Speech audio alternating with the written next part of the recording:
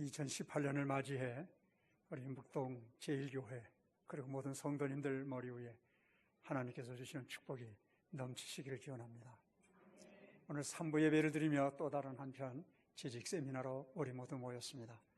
이 한 해 동안 우리는 어떤 주님의 제자가 되어야 할 것인가, 어떤 재직이 되어야 할 것인가. 오늘 본문에 보면 칭찬받는 재직, 뭐라고 칭찬하셨죠? 잘하였도다 착하고 충성된 종아. 우리 재직만이 아니라 오늘 찬양 인도하는 젊은이들, 그 밖에 모든 성도님들 금년 한 해 잘하였도다 착하고 충성된 종아 하는 주님의 칭찬받는 모든 재직들 그리고 성도님 되시기를 주님의 이름으로 축원합니다. 우리 세상에는 착한 사람 많이 있어요. 그런데 착한 사람 일반적으로 어떠하죠? 미안한 표현이지만 무능해요. 그렇죠? 그저 하라는 대로만 그저 하고 옆도 볼지 모르고 앞도 뒤도 보지 못하고 그냥 맡은 일에만 충성하는, 아니 착하게만 살아가는 사람. 물론 착하다고 다 무능한 건 아닙니다. 근데 일반적인 우리의 생각이 그렇게 들어집니다. 그런가 하면 충성스러운 사람 얼마나 훌륭해요. 그럼 충성스러운 사람은 다 훌륭한가요? 안 그래요. 충성스러워 문제되는 사람이 적지 않게 많이 있어요. 다시 말하면 사람은 착하기만 해도 안 되고 충성스럽기만 해도 안 된다는 말씀이에요. 이 주님으로부터 칭찬받을 사람, 금년 한 해도 어떻게 재직으로서의 사역을 감당해야 할 것인가, 또 어떻게 인생을 살아가야 우리는 주께서 착하고 충성된 종이라고 칭찬을 받을 수 있을 것인가. 가장 충성된 사람들, 우리 머리에 떠오르는 그런 조직 있죠. 요즘은 그런 그룹의 사람들이 많지 않지만 제가 우리 여기 찬양인도 하던 젊은이들 같은 바로 그때는 깡패가 많았어요. 여기 청량리 깡패도 무서웠고 영등포 깡패, 동대문 깡패, 뭐 여기저기 깡패들이 많았어요. 깡패들 얼마나 충성스러운데요. 그 두목 앞에서는 뭐 왕 앞에 신하처럼 무릎 꿇고 뭐 그 앞에 썰썰매요. 죽으라면 죽는 신용도 해요. 얼마나 훌륭해요. 도둑 집단들 두목에게 충성하는 일. 그런데 그 충성 아니에요. 착해야 돼요. 착하면서 충성될 때 그가 그리스도인이고 그가 재직으로서 합당한 역할을 감당하는 사람이에요. 오늘 이 비유는 천국에 대한 비유예요.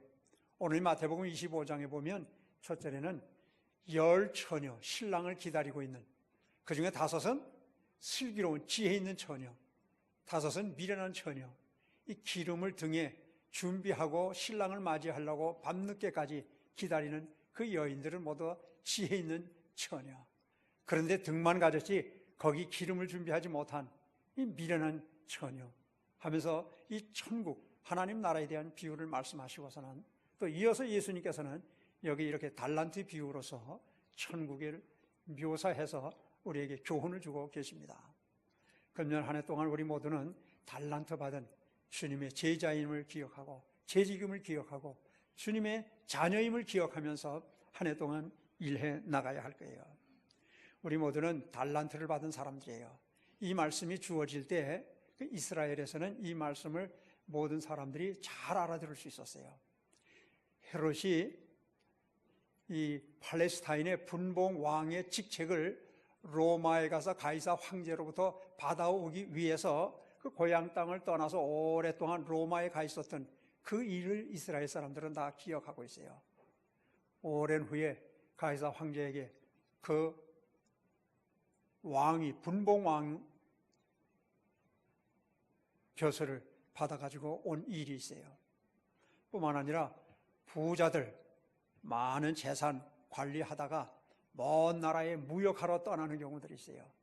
그곳에 가서 오랫동안 지체하게 되어지니까 종들을 불러서 그 종들에게 자기의 재산을 이렇게 분배해서 각각 잘 이윤을 남기게 하고 다시 돌아와서 그 일한 것에 따라 보상을 주는 그런 일들을 그들은 많이 봤어요. 그러니까 여기 문화의 비유도 누가복음 19장에 보면 있어요. 어느 귀한 지체의 사람이 왕위를 받아 오기 위해서 이제 로마로 가면서 이렇게 자기 종들을 불러서 한 문화씩을 주어줬다. 은 한 문화씩. 그게 얼마의 가치가 있는 것인지는 몰라요. 그런데 어쨌든 이제 적지 않은 돈을 맡겨놓고, 그리고 그 임금, 즉 왕의 그 증서를 받아가지고 다시 돌아왔을 때 그 한 문화 받았던 사람, 하나는 10문화, 5문화를 받았던 사람은 5문화를 남겼고, 2문화 받았던 사람은 2문화를 또 해서 4문화를, 또 1문화 가졌던 사람은 그냥 수건에 싸두었다가 그냥 여기 보시옵소서, 당신 것 받으시오, 뭐 그랬다 하면서 그 5문화로 또 5문화를 남겨 10문화를 남긴 사람에게는 어떠했다고 말씀하셨죠? 10고을의 권세를 주었어요. 요즘으로 말하면 구청장쯤 아마 벼슬 잃는지 몰라요. 또 2문화를 더 남겨서 4문화, 4고을 권세를 주었고, 그 1문화 가지고 수건에 싸두었다가 주인 오니까 내놓았던 그 종은 책망받았다고 하는 그런 비유의 말씀도 하신 일이 있어요. 우리 모두는 우리 각자의 능력에 따라서 주님이 각각 달란트를 맡겨주셨어요. 어떤 사람에게는 5달란트를, 어떤 사람에게는 2달란트를, 어떤 사람에게는 1달란트를. 우리 모두는 달란트를 가진 사람이에요. 그럼 교회에서 달란트가 뭐냐? 성경에 보면 사도 바울이 보낸 편지에 그 달란트가 여러 모습으로 여기 성경에는 기록되어 있어요. 로마서 12장에 보면 어떤 사람은 예언하는 달란트, 어떤 사람은 섬기는 달란트, 어떤 사람은 또 가르치는 자, 위로하는 자, 구제하는 자, 다스리는 자, 긍휼을 베푸는 자. 고린도전서 12장에 보면 또 여러 가지 달란트가 거기 기록되어 있어요. 지혜의 말씀의 은사를 받은 사람, 지식의 말씀을 전하는 은사를 받은 사람, 믿음의 은사 받은 사람, 병 고치는 은사 받은 사람, 능력 행하는 은사를 받은 사람, 예언하는 은사 받은 사람, 영들을 분별하는 은사 받은 사람. 어떤 사람은 또 어떤 은사를 받았죠? 각종 방언하는 은사를. 어떤 사람은 방언을 통역하는 은사 받은 사람들이 있어요. 또 에베소서 4장에 보면 어떤 사람은 사도의 직분을 맡았어요. 어떤 사람은 선지자의 직분을, 어떤 사람은 복음 전하는 자의 위치를, 어떤 사람은 목사, 어떤 사람은 교사. 그 밖에도 많은 은사가 있어요. 많은 달란트가 있어요. 어떤 사람들은 그렇게 생각해요. 나는 내가 받은 달란트가 너무 적어요. 저는요, 요 근처에서 태어났어요. 충하동이라고 아시죠? 같은 봉화산 위치예요. 그때 제가 태어났을 때는 여기가 경기도였어요. 여기 이 앞이 전부 다 여기 밭이 있었고, 여기 동국대학교 농장도 있었고, 이 앞에 논이 있었고 그러했었어요. 우리 집도 이 산 밑에 배밭이 있었고, 그리고 그 아래 우리 집이 있고 그러했었어요. 우리 할아버지께서 제가 고등학교 다닐 때부터 저와 단둘이 이렇게 같이 앉게 되어주시면, 신혼아, 너는 농촌을 아는 목사가 되면 좋겠다. 농과대학에 가서 농학을 공부하고 신학을 했으면 좋겠다. 그런데 저는 그때마다 할아버지에게, 할아버지, 저는 소명 받은 게 없어요. 그래서 저는 신학 안 하겠어요. 근데 단둘이 이렇게 앉게만 되어지면 할아버지가 또 똑같은 말씀하세요. 신혼아, 너는 농학을 공부해 농촌을 아는 그런 목사가 되면 좋겠다. 아예 할아버지, 저는 소명을 받지 못했어요. 저는 목사 못해요. 근데 늘 그러하셨어요. 나중에 그랬어요. 할아버지가 농과대학 가라고 하시니까 제가 농과대학은 가고 앞으로 농촌을 위해서 살 의향은 있습니다. 그러나 4년 동안 공부할 때 은사를 하나님이 그 소명을 주시지 않으면 저는 농학계로 아니면 농촌을 위해 사는 그런 삶을 살겠습니다. 그러해라. 근데 제가 다니면서 소명을 받지 못했어요. 근데 제가 생각해 보면, 나도 오늘 이 앞에서 찬양을 인도하던 젊은이들처럼 노래를 잘하면 그 달란트를 믿고라도 신학을 하겠는데, 전 노래를 잘 못 불러요. 운동이라도 좀 잘했으면, 좀 목회자가 좀 청년들과 운동할 때 멋있게 좀 배구를 하든지 축구를 하든지 좀 골을 넣고 좀 그래야 될 게 아니에요. 근데 운동, 스포츠 전혀 저는 절벽이에요. 그럼 그림이라도 좀 잘 그려야 될 게 아니에요.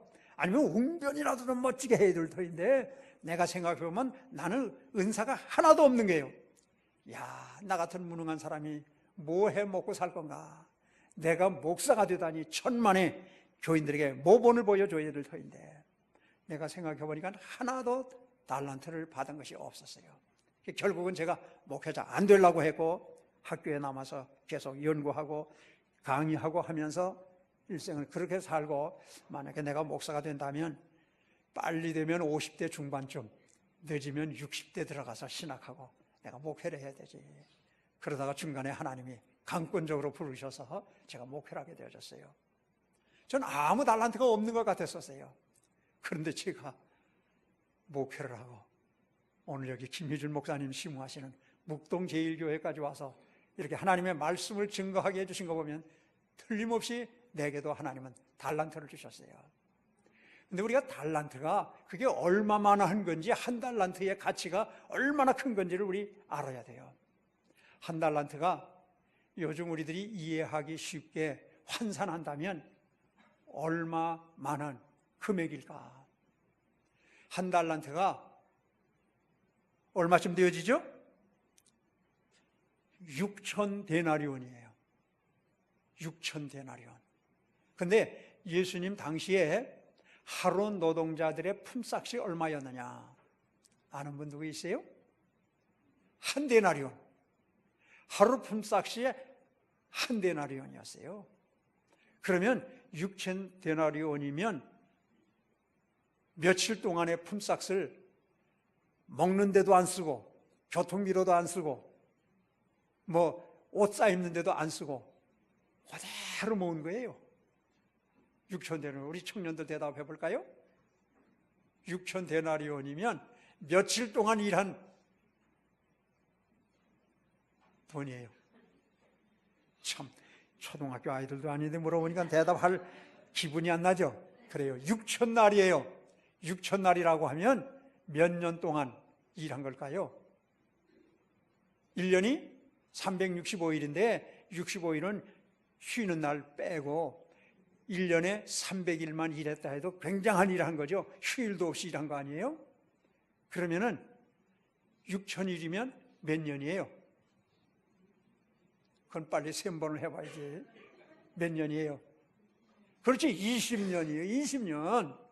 그러면 2달란트 받은 사람은 몇 년 동안 일해서 하나도 안 쓰고 저금해놓은 돈이에요? 40년이에요. 5달란트는 100년. 아니, 100년 동안 일해서 한 푼도 안 쓰고 그걸 기본금으로 하고 사업 착수하는 사람 있어요? 없죠. 20년 동안 돈 모아 한 푼도 안 쓰고 그랬다가 창업하는 사람 있어요? 그런 사람도 없어요.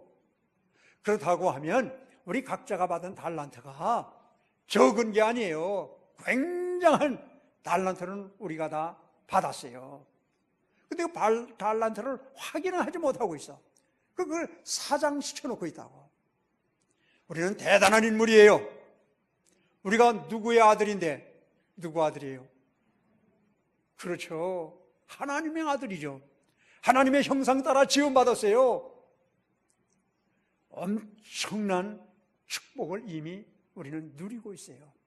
하나님인데, 하나님이 전능하신 분인데, 온 세상 우주 만물의 주인 되시는데, 인류의 역사를 주관하시는 절대자이신데, 그 하나님이 우리를 불러 하나님의 아들과 딸 삼아주시고, 묵동제일교회의 재직 삼아주시고, 이것의 청년 삼아주셨는데, 적어도 20년 동안 돈 모아 한 푼도 안 쓰고 그걸 자본금으로 일할 만한 달란트를 안 주셨겠어요?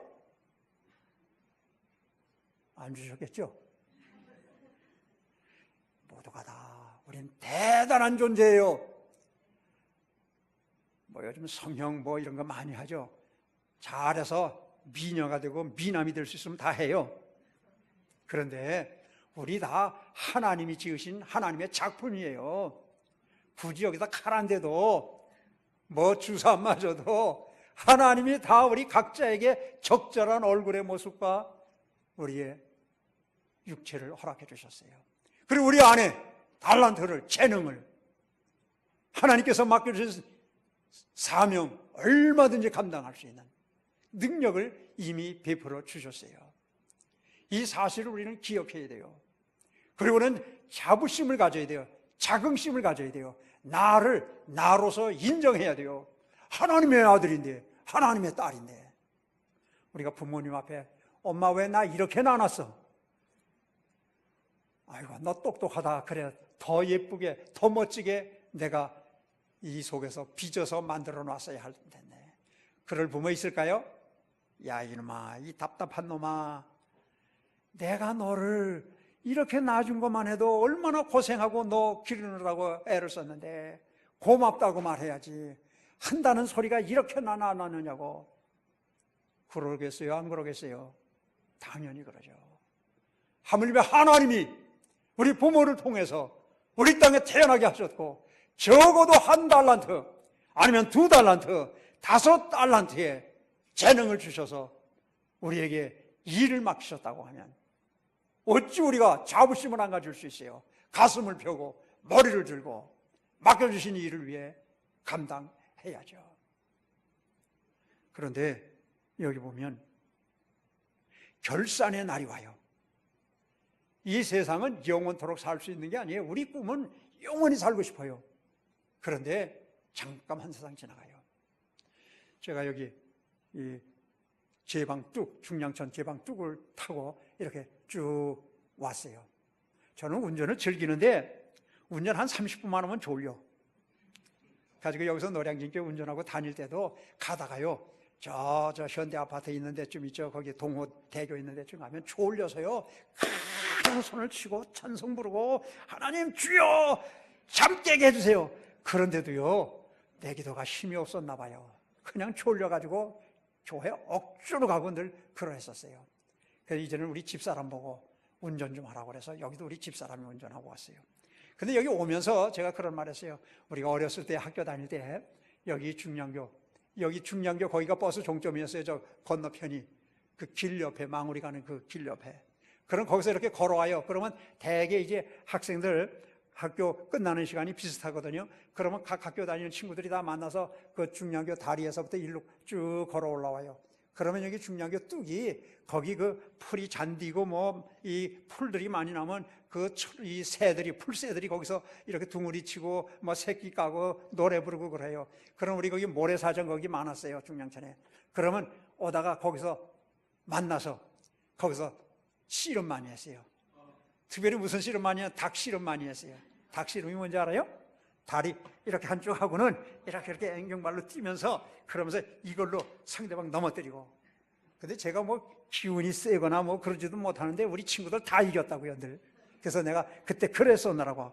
참 그 낭만적인. 그런데 그때가 엊그저께 같아요. 여기 중화초등학교 제가 1학년 입학했었는데 우리 옆집에 춘자라고 있었어요. 우리 할아버지하고 할아버지 따라서 춘자하고 같이 초등학교 가서 앞으로 나란히 뭐 바로 하고 이름 부르고 했던 그날의 그 광경이 지금도 생생해요. 그런데 어느새 세월이 이렇게 가서 우리 손주가 대학교 다 들어가고 그랬단 말이에요. 잠깐 사이에 이렇게 시간이 가요. 그런데 사실 지금까지 살아온 세월 생각해 보면 하나님이 충분한 시간을 주셨어요. 오랜 후에 주인이 와서 결산하자고 그래요. 카운트하자. 얼마나 일을 남겼느냐. 우리 인생도요, 이렇게 살다 보면 결산의 날이 와요. 이 우주적인 종말이 있어요. 마지막 때 주님이 다시 구름 타고 이 땅에 만왕의 왕 만주의 주로 오시는 그때 심판에 주로 오세요. 믿는 자는 심판 안 당한다고 말씀했어요. 그럼 믿지 않는 사람들은 자 심판받고 지옥의 형벌을 받을 수밖에 없어요. 우리가 행한 대로 성경에 보면 요한계시록 21장 그 마지막에 보면 마지막 날 주님이 백보자에 권위 있는 보좌에 앉으셔서 세상 만민을 다 앞에 모아놔요. 그리고 우리가 살아온 대로 다 일일이 기록되는 것이 있어요. 거기에 따라 우리에게 상급을 주시는 날이 와요. 믿지 않는 자들은 다 지옥에 꺼지지 않는 불에 떨어지게 되어지고 언젠가는 그날이 우리에게 와요. 근데 요즘 세상 돌아가는 거 보면 마지막 때가 틀림없어요. 이 젊은이들은 앞으로 장가도 가고 시집도 가야 되고 아이도 낳고 손주도 낳고 아주 그런 세월을 더 보내야 될 터인데 곧 임박한 것 같아요. 예수님 말씀하신 마지막 때의 증상, 지금 세상 돌아가는 거 보면 지금이 마지막 때 중에 마지막, 그래서 믿지 않는 사람도 말세 중에 말세다, 그런 말들 하고 있잖아요. 그렇지만은 곧 임박한 것 같지만은 주님의 날은 우리가 알지 못해요. 도적같이 임한다고 말했어요. 우리 개인적인 종말은 아무도 몰라요. 제가 어렸을 때부터 같이 놀던 이 동네에서 뛰어놀았던 친구들, 그리고 초등학교 같이 다녔던, 중고등학교 같이 다녔던 친구들, 대학 같이 다녔던 친구들 중에 이 세상 먼저 떠난 친구들이 적지 않아요. 그러고 보면 저도 장수한 사람 중에 장수한 사람이에요. 우리는 아무도 내일을 몰라요. 뭐 나는 꿈이 크기 때문에, 나는 공부를 열심히 했기 때문에, 나는 대단한 일을 하기 때문에 몰라요. 어떤 분은요, 우리 교회 옆에 꿈꾸는 교회라는 교회가 있어요. 그 교회 목사님이 여름 휴가철을 맞이해서 저 필리핀에 선교지를 돌아보려고 가셨어요. 부목사님 2분하고 또 사모님도 모시고, 그리고 저 진주에서 목사님을 존경하는 젊은 목사님이 나도 목사님 그 교회가 선교하고 있는 곳에 함께 가서 둘러보고 오고 싶습니다. 같이 갔었어요. 근데 비가 억수같이 쏟아지는 날, 이 밴을 타고 그리고 운전하고 가다가 차가 미끄러졌어요. 중앙분리대를 넘어서 저쪽 건물에 벽을 쾅 하고 치고 그 담임 목사님이 현장에서 세상 떠나셨어요. 또 3분의 부목사님, 아니 2분의 부목사님과 진주에서 오신 목사님까지. 그 장례식장에 제가 갔어요. 아이들이 이제 대학교 갓 들어간 아들, 딸 둘밖에 없었어요. 엄마, 아버지가 담임 목사님인데 부목사님 2분과 다른 교회 목사님 같이 한순간에 그 차에서 하나님 부르심 받았어요.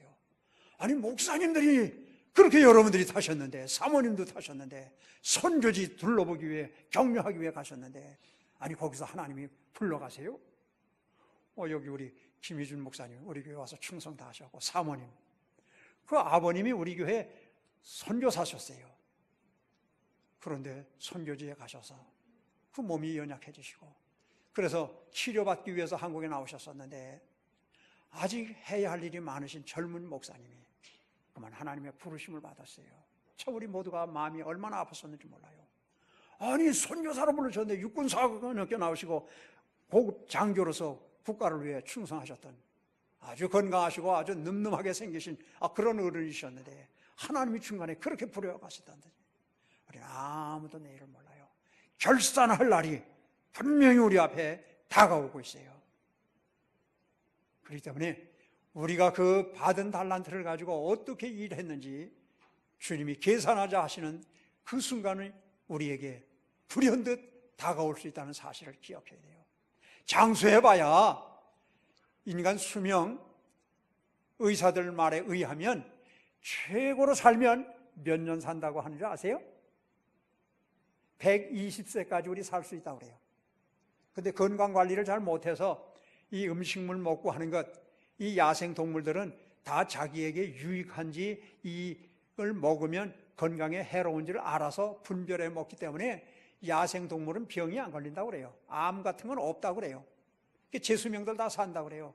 근데 집에서 기르는 가축들은요, 왜 그렇게 병이 잘 들죠? 뭐 떼주검을 하고 그러잖아요.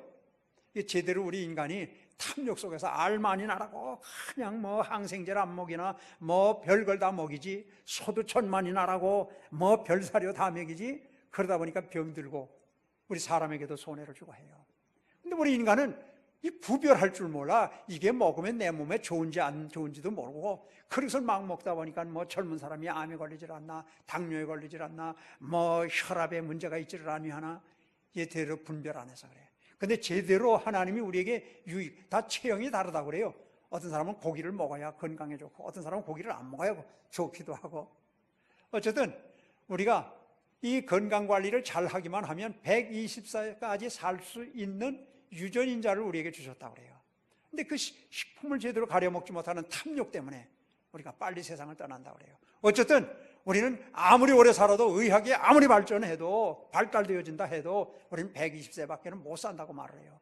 그렇다고 하면 그때가 되어지면 120살을 산다 해도 우리 주인 되시는 우리에게 달란트를 맡겨주신 주님이 우리 모두 나와 카운트하자, 나와 회개하자, 나하고 계산하자 그날이 와요. 그런데 여기 보면 5달란트 받았던 종은 어떠했어요? 그 달란트를 받자마자 어떠했어요? 바로 가서 그것으로 장사해 또 5달란트를 남겼어요. 자기에게 주신 그 달란트가 소중한 걸 알았어요. 민첩하게 행동했어요. 철저한 책임의식을 느꼈어요. 야, 주인이 나를 신임하고 5달란트 맡겨주셨는데 내가 지체할 수 없지. 내가 바로 나가서 장사해야지. 내가 많은 이윤을 얻어서 주인에게 기쁨을 드려야지. 5달란트를 더 남겨서 몇 달란트가 됐어요? 10달란트가 됐어요. 그때 주인께서 뭐라고 그러셨어요? 잘하였도다. 착하고 충성된 종아, 내가 적은 일에 충성하였음에 내가 큰 것을 너에게 맡기리라. 네 주인의 즐거움에 참여할지어다 그랬어요. 우리 모두 재직들 그리고 우리 젊은이 모두 우리 또 간 믿은 교인들 모두가 다 이런 칭찬받아야 돼요. 다 한번 따라해 보세요. 잘하였도다. 잘하였도다. 착하고 충성된 종아. 착하고 충성된 종아. 2달란트 받았던 종도 마찬가지였어요. 가서 2달란트. 우리는 욕심낼 거 없어요. 배만 남기면 돼요. 우리 주인 되시는 주님은 우리 능력을 아세요. 우리에게 맡겨주신 달란트를 알고 계세요. 그러니까 그 배로 장사해서 일을 남기면 되는 게예요. 그런데 여기 1달란트 받은 사람 어떠했어요? 갔다가 땅에다가 파가 묻었어요. 그리고 주인이 오니까 그거 내놓고 뭐라고 그랬어요? 주인이여, 당신은 굳은 사람이라 심지 않은 데서 거두고 해치지 않은 데서 모으는 줄을 내가 알았으나 악하고 파렴치한 수존노, 당신 내 주인이지만 그런 인간이었어. 아주 주인을 보고 아주 호령을 하는 거예요. 그래서 내가 이거 땅에다 묻어놨다가 당신 심지 않은 데서 거두고 해치지 않은 데서 모으는 줄로 내가 알았기 때문에 잘못하면 이거 장사하다가 손해볼까 봐 내가 땅에다 묻었다가 이거 가져왔습니다. 그때 뭐라고 그랬어요? 악하고 게으른 종아, 나는 심지 않는 데서 거두고 해치지 않은 데서 모으는 줄을 내가 알았느냐? 그러면 내가 마땅히 내 돈을 취리하는 자들에게나 맡겼다가 내가 돌아와서 내 원금과 이자를 받게 하였을 것이니라.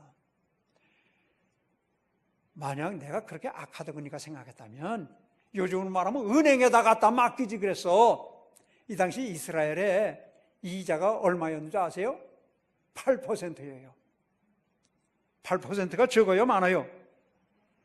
많은 거죠. 8%만 된다고 하면 퇴직금 가지고 사업하다가 어려움 당하지 않고 고생하지 않고 은행에다 두었다가 거기서 나오는 이윤만 가지고도 넉넉히 살 수 있어요.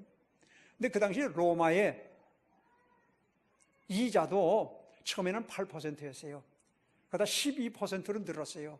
그러다 24%로 이자가 그렇게 높아졌어요. 마지막에는 48%의 이자가.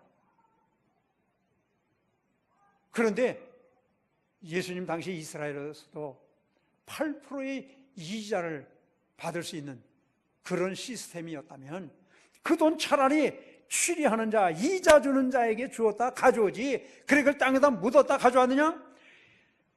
그에게서 1달란트를 빼앗아 10달란트 받은 자에게 주어라. 무릇 있는 자는 받아 풍족하게 되고 없는 자는 그 있는 것까지 빼앗기리라. 이 무익한 종을 바깥 어두운 데로 내쫓으라. 거기서 슬피 울며 이를 갈미 있으리라. 우리가 직무태만하면 안 돼요. 우리를 책임을 주인에게 전가시키는 이 못된 1달란트 받았던 종같이 하면 안 돼요. 에이, 나도 장로쯤 시키면 나도 열심히 봉사할 거야. 나도 교육자라면 직업이 그거 아니야? 나 열심히 봉사할 거야. 나도 좀 안수 집사 좀 됐으면, 나도 좀 권사 좀 됐으면, 나도 좀 집사나 시켜주었으면, 나도 교육자로 불러주셨으면 나도 충성하지. 밥 먹고 하는 일이 그 일인데. 그런 생각 안 들어보셨어요? 아니에요. 우리가 무슨 일을 맡았든지 그 일에 대해 충성해야 돼요. 어디가 다 최선을 다하는, 그래서 배로 이윤을 남겼을 때 착하고 충성된 종아, 내가 적은 일에 충성하였음에 내가 많은 것으로 내게 맡기리라. 가진 자에겐 더 많이 줘요. 우리가 디모데전서 보면 여기 뭐가 있어요? 3장에 보면은 이 직분 맡은 자들에 대해서 여기 말씀하고 있어요. 감독 어떤 사람이어야 되느냐 그러면서, 집사의 직분을 잘한 자들은 아름다운 지위와 그리스도 예수 안에 있는 믿음의 큰 담력을 얻느니라. 아름다운 지위, 그게 무엇인지는 모르겠어요. 믿음의 보상을 그만큼 해주신다는 말씀이냐, 집사 잘하면 권사도 되고 장로도 된다는 말씀이냐, 또 그거 잘하면 목회자가 되도록 해주신다는 말씀이냐, 그건 우리가 잘 모르겠어요, 이 말의 원뜻은. 그러나 어쨌든지 아름다운 지위를 주세요. 그리고 예수 그리스도 안에 믿음의 담대함을 주세요. 그렇기 때문에 우리는 배로 남기는 그런 재직이 위해 충성해야만 될 거예요. 일하는 사람들은 점점 더 바빠요. 왜냐하면 그 사람들에게는 점점 더 많은 큰 일이 맡겨져요. 근데 일 안 하는 사람들은요, 시간이 없어서 못하는 거 아니에요. 아무 일도 안 해요. 그런 사람들은 일 맡겨봐야 일이 안 돼. 나도 좀 큰 일 좀 맡겨주면, 나도 열심히 봉사할 터인데, 충성할 터인데, 내게 뭐 이런 정도 일을 나한테 맡깁니까? 나를 어떻게 보는 겁니까? 아니에요. 우린 적은 일에 충성할 때, 문화비유에서는 작은 일에 충성할 때 그러셨어요. 우리는 그것이 양이든 질이든 아니 어떡하든지 우리는 그것이 소중한 일인 줄 알고 최선을 다할 때 하나님 우리 칭찬해 주세요. 그리고 아름다운 직분을 우리에게 맡겨주세요. 그리스도 예수 안에서 우리에게 담대한 믿음을 주셔서 이 어려운 세상을 능히 이기고 살아나갈 수 있도록 하나님은 복을 주신다는 사실을 우리는 기억해야 돼요. 우린 적은 일에 충성해야 돼요. 이 큰 일을 맡은 사람들은요, 적은 일에 충성해요. 요셉,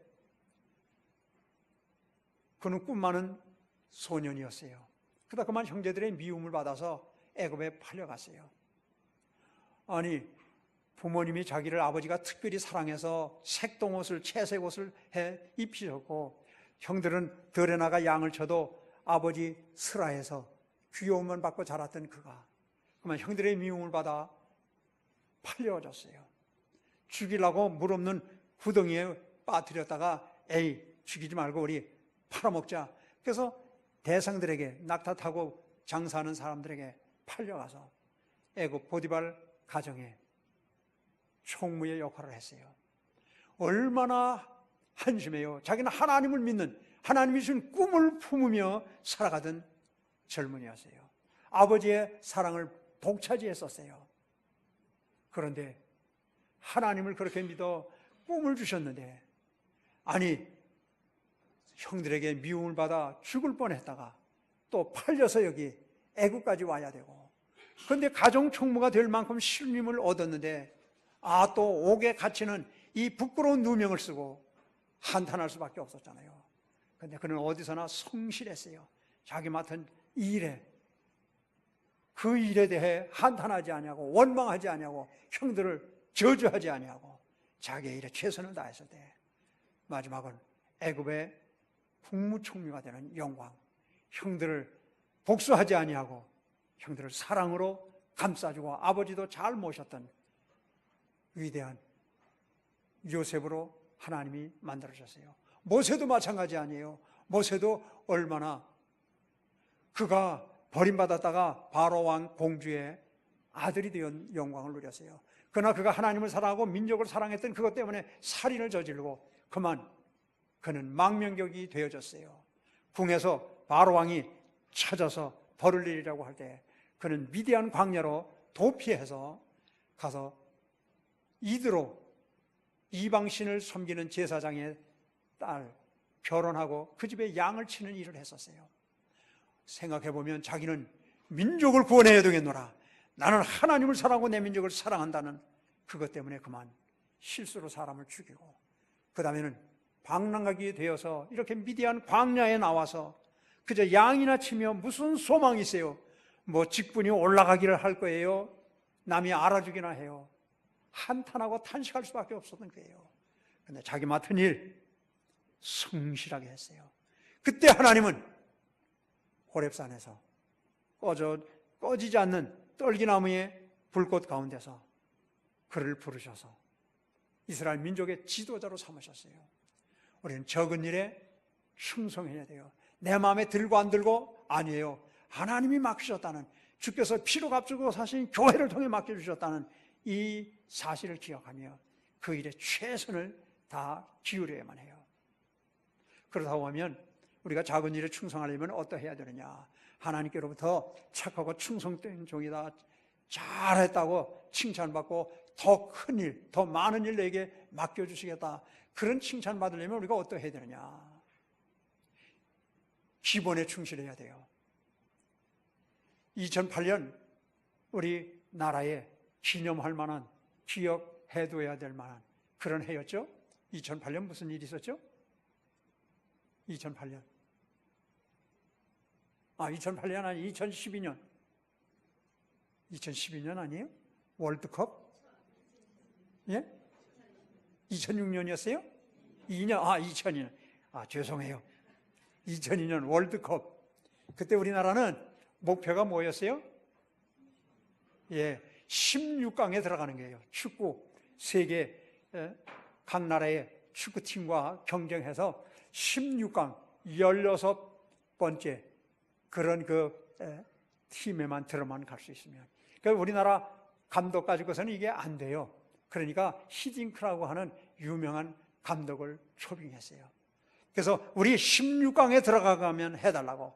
그러면 역사적인 해가 되는 거예요. 그런데 이 히딩크가 감독으로 그가 이제 수락을 하게 될 때 조건이 있었어요. 이분이 내가 선수 선발하는 것 그리고 훈련시키는 모든 전권을 내게 맡기시겠습니까? 만약 그렇다면 내가 한국 축구팀을 지도할 것이고, 만약에 이 조건이 허락지 안 된다면 나는 한국 국가대표팀 나 감독 안 하겠습니다. 우리나라에서는 다급했다고요? 물론 모든 거 다 맡기겠습니다. 그런데요, 왜 그분이 그런 조건을 내가 걸었냐면요, 우리나라는 축구 선수 선발하는 것도 감독이 마음대로 못해요. 높은 사람이 다 자기 자기 학교 후배라든지 자기 지역 출신이라든지 뭐 자기와 연고 있는 사람들을 선수로 발탁하라고 하고, 감독이 마음대로 축구 대표팀 선발을 못해요. 그러니까 나한테 다 맡기라고. 그리고 또 지도하는 것도 선생이 그렇게 많아. 이 감독이 선수들 훈련을 시키면 높은 사람들이 보다가 그렇게 코치하면 안 된다고, 그렇게 지도하면 안 된다고, 이렇게 해라 저렇게 해라, 저 선수는 안 된다, 저건 빼라, 이 선수 넣어라 하니까 감독이 마음대로 못했다고요. 그러니까 이분이 내게 선발권 주시오. 그래서 그렇게 하라고 해서 훈련을 시키기를 시작을 했어요. 그런데요, 이 히딩크가 탁월한 그 지도력 가지고 이 축구 선수들 훈련을 시키면 이 테크닉이 좀 이렇게 잘 구사할 수 있도록 그 기량을 좀 이렇게 증진시켜야 될 거 아니에요? 맨날 한다는 게 그냥 100m 때라 무슨 1000m 때라 맨날 무슨 이 경주 선수 훈련시킨 것처럼 그냥, 그러면 역기 들었다 놨다 해라, 팔굽혀펴기를 해라 하면 기본 운동만 자꾸 시키는 거예요. 답답해 죽겠는 거예요. 모두가 다 언론에서 성화 모든 국민들이 다 히딩크가 와서 훈련시키는 게 저게 뭐냐, 저거 누가 우리나라 감독은 훈련시킬 줄 몰라서 저걸 우리가 비싼 돈을 주고 감독으로 히딩크를 데려왔느냐. 근데 히딩크는 뭐래요? 아니다, 기본 체력이 갖춰지지 아니하면 외국의 선수들과 경쟁에 이길 수가 없다. 그리고요, 한국 선수들은요, 선후배가 명백해요. 나이에 따라서, 그리고 대표팀에 들어온 그 모든 서열에 따라서.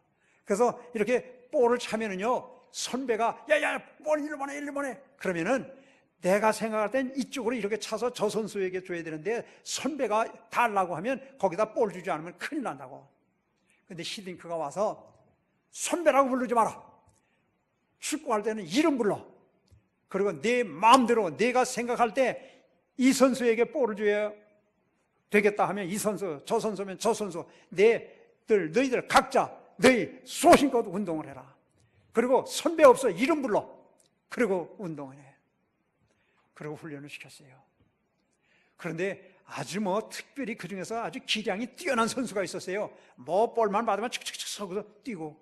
근데 히딩크가 이 선수는 나 파이어시키겠습니다. 여론이 빗발쳤어요. 그 선수가 가장 유력한 선수인데 볼을 넣을 수 있는데 아니에요. 팀워크가 제일 중요합니다. 팀워크를 제대로 지킬 수 있는 사람. 자기가 득점하려고 꼭 하는 것도 아니고 자기가 선배라고 자기가 볼을 늘 받아야 되는 것도 아니고 공평한 위치에서 모두가 다 소신껏 일할 수 있는 사람. 그리고 자기가 꼭 욕심을 내는 것이 아니라 팀워크를 존중하는 선수들만 나는 발탁해서 본선에 뛰게 하겠습니다. 그렇게 훈련을 시켰어요. 그리고 훈련을 시키니까 이 선수들의 체력이 향상된 거예요. 힘이 넘치는 거예요. 그리고 서로 팀워크를 맞추니까 축구가 그렇게 재미있는 거예요. 그러니까 그전에는요, 힘이 세고 이렇게 체구가 크면요, 그 외국 선수들하고 같이 하다가 헤딩을 하고 싶어도 저 선수들한테 잘못 걸렸다가는 나가 떨어지고 다리 부러지고 팔 부러지겠다. 그 겁을 내서 감히 달려들지를 못했어요. 근데 히딩크가 그렇게 기본 체력을 높여주고 그리고 서로 팀워크를 맞춰서 축구를 하도록 만들어 놓으니까 우리 선수들이 아무리 키가 크고 이름 있는 외국의 선수들이라도 그 앞에 가서 대시하고 헤딩하고 그래서 16강이 아니라 몇 강을 했어요? 그렇죠. 8강을 넘어 4강을 했어요. 이 기본이 충실하니까 되는 거예요. 테크닉 가지고 하는 거 아니에요. 팀워크를 맞춰야 되는 거예요. 서로를 존중해 줄 때 가능한 거예요. 우리 재직도 마찬가지예요. 주님의 일을 하는 일도 마찬가지예요. 기본이 바로 돼야 돼요. 그럼 그 기본이 뭐예요? 세례교인의 의무가 있어요. 그리고 권리가 있어요. 세례교인의 의무가 뭐예요? 공동예배에 참여하는 게 첫 번째예요. 공동예배. 오늘 이렇게 3부 예배도 많이들 참석해 주셔서 감사해요. 우리 예배 시간마다 참석해야 돼요. 그렇다고 1부, 2부, 3부를 다 참석해야 된다는 말은 아니에요. 주일에 한 번 예배 드리면 돼요. 오늘같이 재직 이렇게 세미나 하면 또 1, 2부 드렸어도 또 참석하는 이러한 것. 우리는 또 3일 예배, 새벽 기도회, 또 구역 예배, 또 특별 기도회, 이런 모든 예배에 참여하는 것이 기본인 거예요. 하나님은 어디나 계세요. 그런데 하나님의 집에서 우리를 만나기를 기다리고 계세요. 이 집에서 예배 드리는 것, 이 하나님의 집에서 우리는 늘 교회에 나오는 것, 열심을 다 해야만 돼요. 우리가 부모님을 공경한다고 하면 부모님 식당에 나오시라고 해서 불고기도 사드릴 수 있고, 요즘은 웰빙 건강식을 위해서 채식으로 이름 있는 식당에서도 대접해 드릴 수도 있어요. 그렇지만 부모님이 제일 기뻐하시는 건 뭘까요? 부모님 사시는 집에, 부모님 사시는 집보다 아무리 좋은 호텔에 가서 세계적인 음식으로 대접해라, 아니에요. 부모님 사시는 그 집, 거기 와서 뵐 때 부모님은 기뻐하세요. 그럴까요? 안 그럴까요? 당연히 그렇죠. 이 집, 만민이 기도하는 주님이 가로 피로 값주고 사신 이 교회에 나와서 하나님께 내 몸을 보여드리고 하나님께 예배하는 것, 이 주의를 거룩되게 지키고 예배를 소중하게 여겨야 돼요. 두 번째 의무가 뭐예요? 두 번째 의무가 뭐죠? 이거 안수 집사 권사 되려고 하면 당회가 시험 볼 때 이거 하지 않아요? 또 우리 장로님 되려고 하면 노회에서 시취할 때 이 헌법, 우리 장로교 헌법 시험 보잖아요. 거기 보면 세례교인의 의무가 뭐다 하는 게 여기 나와요. 첫 번째 공동예배에 참여, 두 번째 교인들이 일반적으로 제일 듣기 싫어하는 그게 뭐예요? 헌금. 예, 그 속에 11조가 들어가요. 예, 헌금 드리는 거 의무예요. 그 헌금 중에서도 기본이 뭐예요? 지금 말씀한 11조예요. 열에 하나. 하나님이 돈이 없으셔서 무슨 11조 드리라는 게 아니에요. 열의 열이 다 하나님의 것이에요. 그런데 하나님이 주셔서 내가 이 감사해서 이걸 잘 활용하겠습니다. 그래서 그 중에 내가 이것을 증표로 하나님께 감사해서 열의 하나를 떼어서 하나님께 드리겠습니다. 그리고 열의 9 남은 것도 이게 내 것, 내 마음대로가 아니라 하나님이 주신 것인 줄 알고 하나님이 기뻐하시는 뜻대로 사용하겠습니다. 그런 신앙 고백으로 드리는 것이 11조예요. 어떤 분들은 11조, 에이, 또 헌금 얘기 나온다. 그 돈 내라고만 안 했으면 교회 나갈 만한데. 아니에요. 우리 몸은 하나님의 것이에요. 하나님이 부모님을 통해서 이 땅에 태어나게 하셨고 오늘까지 살게 하셨고 앞으로도 우리의 삶을 보장해 주시는 분은 하나님뿐이세요.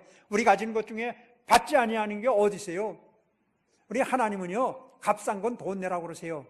누구나 낼 수 있기 때문에. 근데 비싼 거는요, 돈 안 받으시고 다 거저 주셨어요.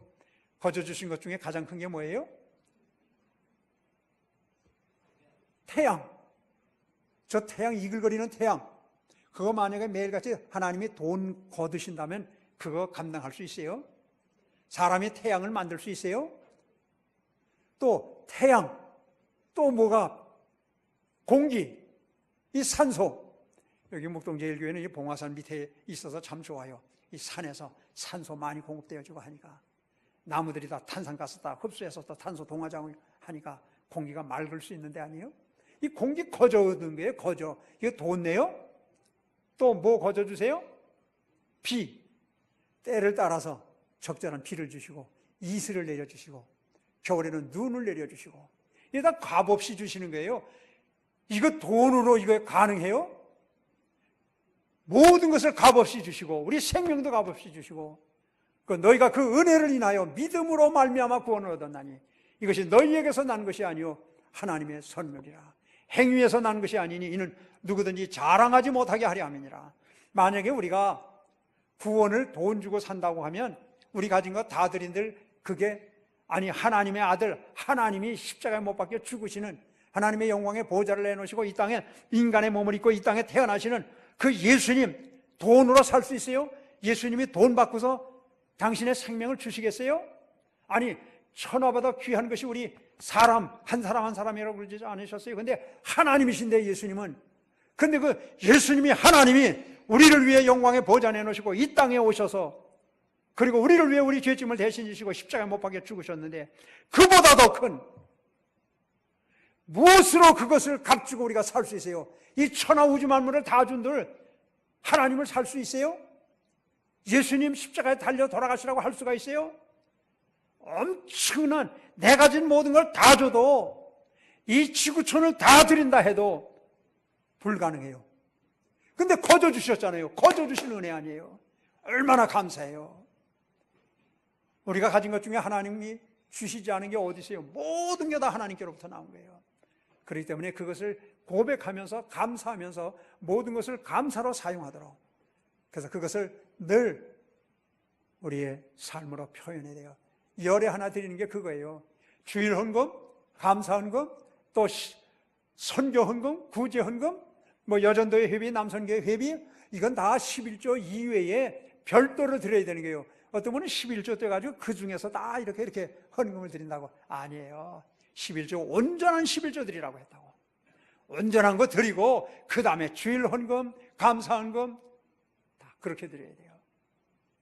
그 다음에 마지막 뭐가 있죠? 교회 치리에 복종해야 돼요. 담임 목사님을 중심해서 당회가 있어요. 거기서 교회에 중요한 것 인사 문제며 우리 찬양대원을 해라 뭐 이렇게 또 우리 이 앞에서 찬양 인도하는 팀 이 봉사해라 아니면 집사님으로 혹은 또 교회학교 교사로 구역장으로 뭐 교회 여러 가지 직분을 맡겨줘요. 이 당회가 결정하는 일이에요. 그러면 거기에 복종하는 일, 잘한 사람 상 받고 못한 사람 또 책벌 받는 이런 모든 일에 무조건 순종하는 것. 그리고 의무가 있어요. 의무가 이건데 또 권리가 있어요. 권리가 뭔지 아세요? 첫 번째, 성찬에 참여하는 일. 주님이 나를 위해 십자가에 못 박혀 죽으시고 그리고 피 흘려서 우리의 죄를 다 용서해 주셨어요. 구원받게 해 주셨어요.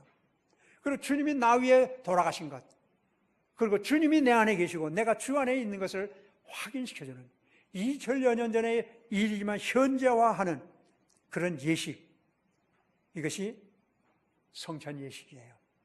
여기 참여할 수 있다는 것. 하나님이신 예수님이 나 위에 이 땅에 오셔서 내 죄짐 대신 지시고 그 살이 찢기시고 그 보배로운 피를 다 쏟고 죽기까지 하셨다는 이 사랑이 기억하면서 주님은 내 안에 계시다, 내가 주님 안에 거한다 하는 확신을 다시 한번 새롭게 하는 이 성찬 예식에 참여한다는 건 특권 중에 특권이에요. 그리고 또 뭐가 특권이 있죠? 공동의회 회원권. 우리 이제 연말이 되어지면 한 해 결산하지 아니 새해가 돌아와야 결산이 되죠. 12월 31일까지.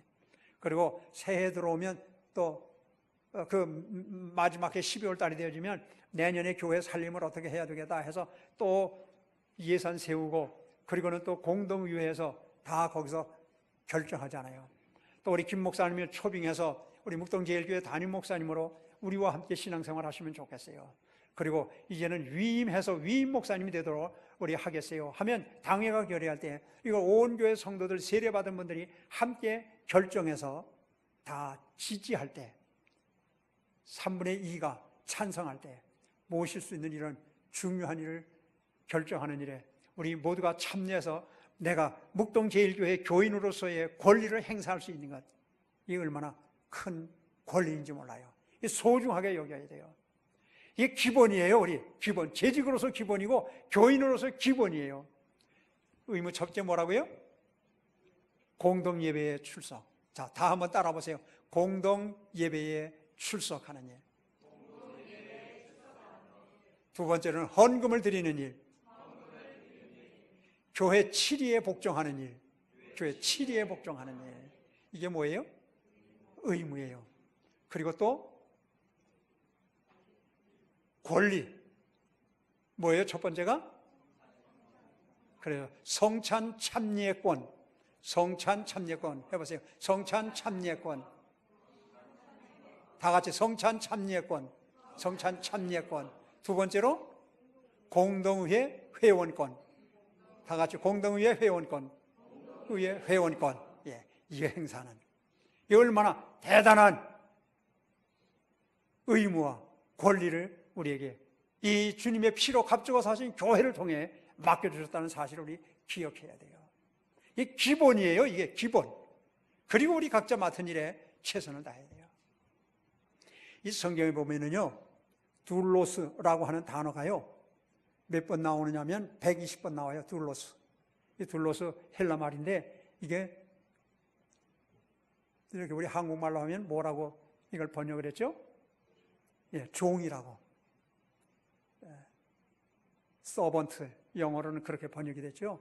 그런데 성경을 깊이 연구한 학자 쓴 글을 보니까 이 서번트 아니래요. 둘로스의 원뜻은 슬레이브가 뭐예요? 노예. 124번 둘로스라고 하는 단어가 나오는데 번역을 종이라고 했는데 킹 제임스 버전에 한 번 노예라고 한 거 외에는 다 종이라고 번역을 했어요. 서번트라고, 슬레이브라고 번역을 안 하고. 왜 그러냐면은 이 성경이 헬라어에서 영어로 번역되어질 때 미국 교회와 영국 교회는 노예상들이 많았어요. 배가 불쑥 나오고 뚱뚱하고 돈 많이 벌고 교회에서 큰 소리 뻥뻥 치는 사람들. 이게 다 노예상이었어요. 아프리카에 가서 흑인들을 짐승 잡아오든 막 잡아왔다고요. 그리고 그냥 사람을 짐승 팔든 막 팔아버렸다고요. 남편 따로, 아내 따로, 아이들 따로.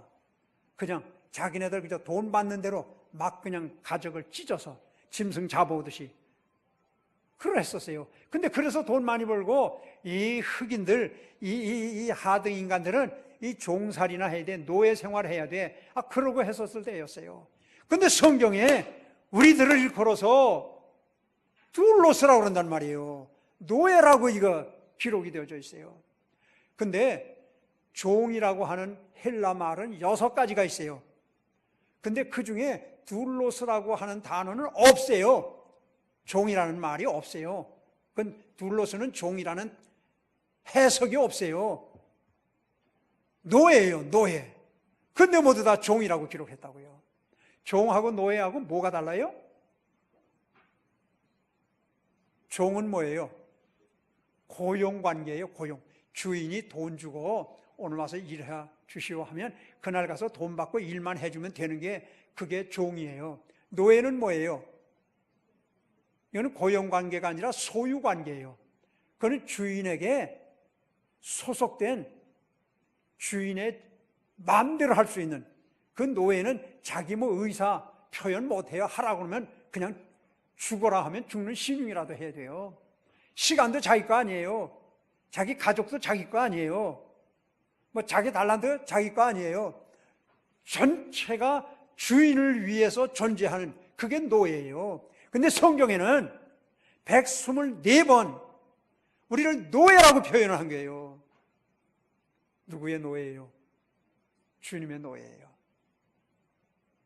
세상 사람들은 주인이 노예를 취급할 때 이건 뭐 제 마음대로 사용하지만 주님은 우리를 사랑하셔서 내 친구라고 말씀을 하세요. 그리고 우리 인격을 소중히 여기세요. 그리고 우리가 주님의 말씀대로 순종만 하면 우리에게 필요한 모든 것을 다 책임져 주시는 사랑의 주님이세요. 당신의 생명까지 내놓는 바로 그분이 우리를 끔찍이 사랑하시고 우리를 당신의 소유로 생각하시면서 우리의 삶의 모든 것을 보장해 주시는 분이에요. 이런 분이, 당신의 생명까지 주시는 분이 우리를 노예라고 전적으로 너희는 내 것이다, 내가 책임진다 하면 얼마나 기분 좋아요. 이 연세 젊은 분, 드신 분들, 우리 청년들 어때요? 내가 마음에 꼭 맞는 아가씨와 교제하고 싶었는데 그 아가씨도 나를 좋다고 그래요. 대개 뭐라고 그래요? 그 아가씨 품에 안으면서 뭐라고 했어요? 너는 내 거다. 그런 말 해본 분들 있으세요? 그런 말 듣고 시집 오셨어요? 내가 좋아하는 총각이 나를 끌어안더니 너는 내 거야. 그럴 때 그 처녀의 마음이, 가슴이 뛸까 안 뛸까? 야, 이 총각이 말이야, 날 제 거래? 이젠 책임져 주겠대. 야, 신난다. 그런 경험이 있어요, 없어요? 만약 그랬다고 하면 시집 오기 전에 기분 좋았겠어요, 나빴겠어요? 좋았지 뭘 그래요. 그 말 친구가 하면 나도 어느 총각이, 내 마음에 드는 총각이 너는 내 거야. 그 아무개가 나를 그래줬으면 참 행복하겠다. 그럴 것 같았어요, 안 그랬어요? 그랬지 뭘 아니에요. 그렇죠? 그래요. 너는 내 거다 하면 얼마나 기분 좋아요. 그러면 또 당신도 내 거야. 그러면 그 신랑 또 얼마나 기분 좋겠어. 사실이지 뭐. 맞죠? 그런 거예요. 주님이 너는 내 거다 그러는 거예요. 그러니까 전적으로 내 말대로만 해라. 책임져 준대잖아요. 그 신랑은요, 조금 삐뚤어지면은요, 뭐 사내 안 사내 그러고 별소리 다 해요. 그러고 또 같이 살고. 근데 하나님은 안 그러셔. 우리는, 부모는 자식을 잃어버릴 때가 있지만, 잊어버릴 때가 있지만, 주님은, 하나님은 우리를 당신 손바닥에 써놓고 기억하신다고 이사야서에 기록이 되어져 있어요. 절대 모든 것을 하실 수 있는 절대자 하나님이 우리를 내 거다. 그러니까 노예가 주인에게 전복을 맡기고 하라는 대로 나갈 때 주인이 그를 보장해 주는 것처럼 내가 너희를 보장해 준다. 내가 너희들의 오늘과 내일과 미래와 저 영원한 세상에서까지 내가 너를 내 것으로 알고 너를 보장해 주겠다 하면서 노예라고 하는 거예요. 기분 좋아요, 나빠요? 기분 좋죠. 이게 나쁘다고 하면 정신이 좀 이상한 사람이지. 우리는 주님께 전복을 드려야 돼. 이 교회를 사랑해야 돼요. 우리 김희준 목사님이요, 참 귀한 목사님이에요. 우리가 이제 부목사님을 새로 한 분을 모셔야 되는데 내가 교역자들에게 물었어요. 제가 젊은 교역자들 모르잖아요. 야, 부목사님 한 분이 더 필요한데 누구 추천해봐. 그랬더니 어느 교역자 한 사람이 김희준 목사라고 하는 사람이 있어요. 그랬더니 그 목사님 좋아요. 우리 목사님들이 많거든요. 근데 그분들이 하나처럼 김희준 목사님이 좋다는 거예요. 그래서 내가 물어도 보지 않고서 오라고 그랬어요. 유유진 사모님도 참 귀한, 어머니도 목사님이고 선교사시고 아버님도 그러하셨고 참 두 분이 다 훌륭한 분이에요. 그런 분을 모시고 우리 이렇게 묵동제일교회가 오늘도 재직 세미나에 모두가 참여하면서 은혜를 사모하고 새해에 충성하고자 다짐하시는 것 얼마나 귀한 일인지 몰라요. 이런 목사님, 사모님을 모시고도 교회가 부흥하지 않는다면 그 교회 좀 이상한 교회예요. 뭐 금년에 50명 전도한다고요? 아니 그래 겨우 그래 50명밖에 안 해요? 아니 이 옆에 모두가 다 교인들인데, 가능성 있는 사람들인데 다 여기 많이 있잖아요. 이 주변에 다 교회 다녀요? 우리 교회? 아니죠. 요 옆집들만 와도 100명 넘게 오지. 50명이 아니라 100명, 200명, 300명. 여기도 1000명 모여 예배 드릴 수 있어요. 3부, 4부 예배 드리면 될 거 아니에요. 얼마든지 전도해야 돼요. 전도할 수 있는 여기 얼마든지 있잖아요. 제가 미국에서 목회할 때는요, 우리 전도팀이 있었어요. 전도 폭발이라는 훈련을 했어요. 미국 바빠요, 생활이. 근데 저녁 6시 되면 다들 와요. 그러면요, 와가지고서 기도하고 성경 암송하고 그리고 예화 또 서로들 한번 해보고 그리고 교육 잠깐 받고 그리고는 각각 흩어져요. 그러고 와서 알지도 못하는 집 가서 무조건 초인종 누르는 거예요. 그리고 전도하는 거예요. 그러면요, 이분들은 아침에 일찍들 직장 나간다고요, 새벽에. 그런데 밤 12시가 돼야 그 팀들이 다 돌아와서 또 보고회를 해요. 누구를 만났다고 사람 이름은 안 돼요. 어느 동네에 가서 어느 집에 가서 초인종을 눌렀더니 그 집 반응이 어땠다, 우리가 가서 복음을 전했는데 어떠했다. 그래서 나서 보고하고 또 그들을 위해서 기도하고 하는 일을 하는데 얼마나 재밌게들 했는지 몰라요. 근데 한국 사람을 찾을 수가 없잖아요. 그러니까 전화번호 보고 김박 그 이름이 그렇게 끝에 되면 이거 한국 사람인가 보다 하고는 무조건 그냥 찾아가서 알지도 못하니까 가서 배를 누르고 그리고 전도를 하는 거예요. 그런데 놀라운 역사가 일어나는 거예요. 모두 신바람이 난 거예요. 일주일에 한 번씩 했는데 열심히 전도했어요. 중직자들은 다 교육받았어요. 그래가지고 열심히 전도하고 그러했었어요. 여기는 뭐 가는 데마다 다 한국 사람들인데 말 다 통하지 않아요. 지혜롭게 목사님 말씀 잘 순종해서 당회가 하나 되고 재직이 하나 되어지면 얼마든지 전도 생활로 해야 돼요. 이웃 사람들에게 우리가 빗대는 생활, 소금의 역할을 감당해야 돼요. 우리 묵동제일교회 교회 성도들이 서로 사랑하고 존중해주고 이 지역에서도 모범을 보여주고, 야 묵동제일교회 교인들처럼 나도 살아야 되겠다. 국민으로서 의무 다 잘해야죠. 지역 사회에서도 손가락질 받지 않도록 해야죠. 그리고 여기 와서 모두 다 서로 사랑하고 서로 화목하고 하면 이 피곤하고 이 지금 옆집하고도 통하지 않는 이 콘크리트로 단절된 아파트에 대게 사는 사람들이 교회 오면 야 인간미가 흐르는구나, 인간 냄새가 나는구나, 그러고 올 수 있는 교회를 만들어 봐요. 뭐 많이 배워야, 뭐 성경 말씀 잘 알아야 전도되는 줄 알아요? 영국에 알프레드 화이트헤드 교수라는 분이 있었어요. 이분은요 수학 박사예요. 근데 철학 교수였어요. 이분이 어느 날 이렇게 런던에서 눈보라가 치는 그 길을 걸어가고 있었어요. 근데 노파 한 사람이 그 구렁텅이에 눈에 빠져 있었어요. 그 화이트헤드 교수가 그 할머니를 일으켰어요. 할머니, 어떻게 이렇게 여기 이렇게 눈 구덩이 속에 빠지셨습니까? 이렇게 일으켜 세워드렸더니 할머니가 보시면서 예수 믿으시나 보죠? 아니요, 저 예수 안 믿습니다. 뭐라고요? 다 늙은 니가 예수도 안 믿고 어떻게 갔다는 거예요?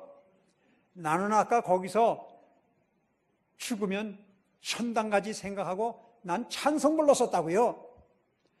이 알프레드 화이트헤드 교수가 그 할머니의 목소리가 귓가에서 떠나지 않는 거예요. 난 아까 그 눈구덩이 속에서 내가 죽으면 천국에 가지. 아니, 다 늙은이가 예수도 안 믿고 어떻게 갔다는 거예요? 아니, 그 노파의 예수가 도대체 누구이기에 그 할머니가 눈구덩이에 빠져서 자기가 죽으면 천당 간다고 찬송을 불렀다니. 그래서 교회를 나간 거예요. 목사님 보니까 유명한 철학 교수가, 수학도 박사인데, 이분이 와서 떡 앉는 거 아니에요? 긴장이 됐어요. 그래서 그 다음 주일에는 저 철학 교수가 내 설교에 아주 뿅 가도록 내가 설교를 한번 준비해야지. 열심히 철학책을 봤어요. 그러고 아주 그 다음 주일에 철학적인 설교를 멋지게 했다고요. 내가 이렇게 철학적 지식을 가지고 설교했는데 저 알프레드 화이트헤드 교수가 감동 안 받았을 리가 있을까? 근데 별 표정이 없어요. 두 번째 주일도 또 왔어요. 근데 뭐 별 표정이 없어. 세 번째 주, 드디어 네 번째 주 되는 날, 목사실 노크를 하는 거예요. 보니까, 이 알프레드 화이트헤드 교수가, 목사님 좀 뵈러 왔습니다. 그럼 그렇지. 내가 4주나 철학적인 명설교를 했는데 당신이 안 오고 배겨? 교수님 여기 앉으십시오. 그러니 목사님은 흐뭇해서 목사님 설교에 많은 감동받았습니다. 그럴 때를 기다렸는데, 목사님, 저는요 교회 철학 강의 들으러 오지 않았습니다. 그 노파, 내가 이러저러해서 교회에 나왔는데 그 할머니의 예수가 누구인 줄 내가 알고 싶어서 왔는데, 목사님은 한 번도 그 노파의 예수님에 대해서는 설교를 안 하시고 철학 설교만 하셨습니다. 그 할머니가 철학적인 말을 안 했어요. 뭐 성경 구절을 뭐 줄줄이 꿰고 말하지 않았어요. 그 철학 교수와 신앙적 토론하지 않았어요. 전도하러 갔다가 논쟁하면 안 돼요. 뭐 성경 안다고 뭐 성경으로 설득시키라. 설득당하면 안 와요. 기분 나빠서도 안 와요. 세상에서도 좀 피곤하게 사는데 예수쟁이 와서 날 말이야 설득을 시키고 말이지, 날 부끄럽게 만들었어? 나 그런 예수 안 믿어. 안 와요. 그저 와 보세요. 우리 교회 김희준 목사님이 얼마나 훌륭한 목사님이신데, 우리 교회가 얼마나 좋은 교회인데, 우리 교회 예수님 믿으면 돼요. 그러면 천당 가요. 자, 우리 묵동제일교회 한번 갑시다. 그러면 되는 거예요. 믿으십니까? 대답이 왜 이렇게 모두 믿으십니까? 믿으십니까? 믿으십니까? 착하고 충성된 종, 가장 기뻐하시는 이 일은 생명 살리는 일이에요. 기본에 충실하고 전도해서 이 교회가 차고 넘쳐서 3부, 4부, 5부 예배드리고, 이 지역 모든 사람들이 묵동제일교회, 그 교회 가면 김희준 목사님 네 분의 사랑을 받고 성도들 간에 뜨거운 사랑의 공동체. 일주일 동안 피곤해도 교회만 갔다 오면 피곤이 다 풀어진다. 그렇게 되면 하나님 기뻐하세요. 우리가 구하지 않은 것까지 필요한 모든 것 채워주시는 여호와 일의 하나님이세요. 임마누엘의 하나님, 여호와 라파 라와 여호와 니시의 하나님, 우리로 승리케 하시는 에베네셀의 하나님이 언제까지나 우리와 함께 하세요. 우리 모든 그런 묵동제일교회 재직, 그리고 모든 성도 되시기를 주님의 이름으로 축원합니다.